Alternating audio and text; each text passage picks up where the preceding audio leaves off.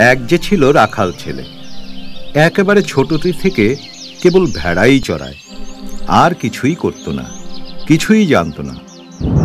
একদিন আকাশ থেকে পড়ল পাথর, আর পাথর বলতে পাথর ৮ মণ ভারী। পাথরটা নিয়ে মজা করতে ভালো লাগতো রাখাল ছেলের। কখনো সেটা বাঁধত তার পাঁচন বাড়ির সঙ্গে, কখনো আকাশে ছুড়ে দিয়ে নিজে ঘুমিয়ে নিত। ঘুম ভেঙে দেখত পাথর তখনও আকাশে, মাটিতে পড়েনি, আর যেই পড়ত দেবে যেত মাটিতে। মা বকাবকি করত, অমন নুড়ি পাথর নিয়ে খেলতে হয়, গায়ে আঁচড় লাগবে। ও সেসব খেয়ালই করে না। এখন রাখাল ছেলে যেখানে থাকত সে রাজ্যে রাজার পেছনে লাগলো এক নাগ।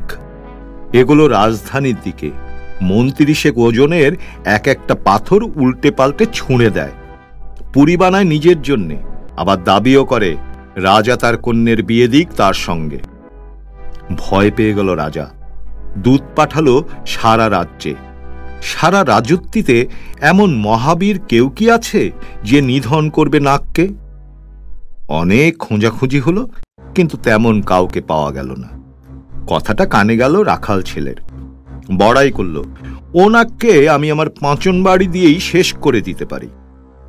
হয়তো এটা সে এমনি রগড় করেই বলেছিল, কিন্তু লোকেরা অমনি সেটা গিয়ে লাগালো রাজার কাছে।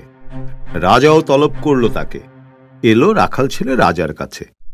রাজা চেয়ে দেখে ভারী ছোট। বলল, তুই যে এখনো ছোট। আর সে তো বটেই, রাখাল ছেলে তো নাবালকই, কিন্তু সে বলে, তাতে কিছু এসে যায় না। রাজা তাকে দিল 2 বাহিনী সৈন্য। গেল সে সৈন্যদের কাছে, হুকুম দেয়। কি তার দাপট, যেন 20 বছর ধরে সৈন্য চালিয়ে আসছে। অবাক হয়ে রাজা কেবল হাত উল্টায়, বলে, বাপ রে। তারপর তো নাগের পুরী থেকে হাত 10 দূরে সে হুকুম দিল, নজর রাখো, নাগের পুরীর চিমনি দিয়ে যেই ধোঁয়া বের হবে বুঝবে আমি জিতলাম। আর যদি আগুন বের হয় তার মানে আমায় সে হারিয়ে দিয়েছে। সৈন্য ফেলে রেখে গেল সে একা। আর নাগ ছিল এতই বলবান যে কাউকে সে তার ধারে কাছেও আসতে দিত না। ফোঁস করে নিঃশ্বাস ফেলেই সে বহু হাত দূরেই লোককে থামিয়ে দিত। রাখাল ছেলেকে দেখেই নাগ ফোঁস করে নিঃশ্বাস ছাড়ল। কই না, এটাকে সরাতে পারল না। নাগ শুধালো, তা বীরকিশোর, এসেছ কেন? লড়বে নাকি মিটমাট করবে? বীরকিশোর মিটমাট করতে আসে না, লড়তে আসে। নাগ বলল, আরে যাও, আরো 3 বছর হেসে খেলে কাটাও, তারপর এসো। না, হেসে খেলে কাটানো আমার হয়ে গেছে। নাগ শুধালো, কিন্তু আমার সঙ্গে লড়বে কি দিয়ে? এই পাঁচন বাড়ি দিয়ে। আর তার পাঁচন বাড়ির দড়া বোধ হয় গোটা একটা বলদের চামড়া দিয়ে পাকানো, ডগায় পাথরটা বাঁধা। নাগ বলল, তাহলে মারো আমায়। না, তুমি আমায় মারবে প্রথম। এদিকে নাগের তলোয়ার তো 7 হাত লম্বা, হয়তো লোহার, হয়তো ইস্পাতের, কিন্তু রাখাল ছেলেকে তা দিয়ে ঘা মারতেই টুকরো টুকরো হয়ে ভেঙে পড়ল তলোয়ার। সামলাও তাহলে, বলে রাখাল ছেলে, এবার আমি মারব। সেই পাঁচন বাড়ি দিয়ে যেই মারা, নাগ অমনি লুটিয়ে পড়ল। ধোঁয়া উঠল চিমনি দিয়ে। সৈন্যদলের ওদিকে ভারী আনন্দ। বাজনদাররা বাজনা বাজায়, গান ধরে। রাজা আসে রাখাল ছেলেকে বরণ করতে, হাত ধরে নিয়ে যায় পুরীতে।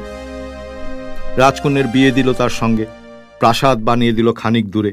সেখানে নিজের মতো থাকে তারা। কিন্তু অন্য রাজারা বলা বলি করতে লাগলো, এ আবার কি, নিজের মেয়ের বিয়ে কিনা রাখালের সঙ্গে?